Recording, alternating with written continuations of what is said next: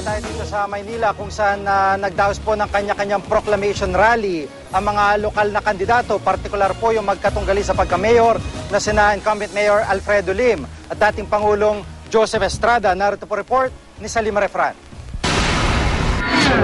Placards at saka mga tarpaulin. Ngayong araw dinaos ang proclamation rally ni re-electionist Mayor Alfredo Lim at kanyang running mate na si Lou Veloso ng Liberal Party sa Bonifacio Shrine sa Maynila.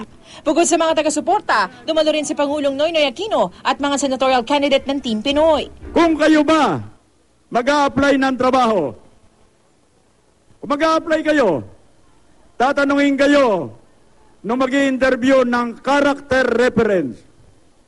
Di ba? Kinakailangan may magpapatotoo sa inyong pagkatao. Ilalagay ba nyo sa character reference yung isang taga-Muntinlupa? Kahapon naman, linggo ng pagkabuhay, itinaon ng Partidong United Nationalist Alliance ang proclamation rally ng kanilang mga lokal na kandidato sa lungsod na Maynila.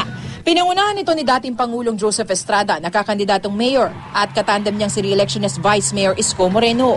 Si Erap, panay patutsada pa sa makakalabang si Lim. Hindi ko malaman. Medyo Giuliani na yata.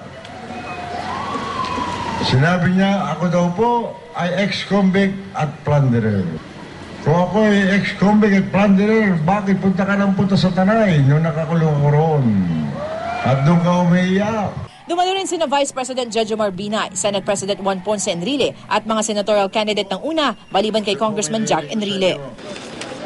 Sa Quezon City, ngayong araw din nagsimula ang kampanya ni re-electionist Mayor Herbert Bautista ng Liberal Party. Dumalo siya sa isang misa sa Santo Domingo Church bago nag-motorcade kasamang 36 na kakandidatong konsehal at 6 na kongresistang kanyang kapartido. May 2 independent mayoral candidates na makakatunggali si Bautista, sina John Charles Ding Chang Jr. at Henry Espejo Samonte. Salima Refran, GMA News.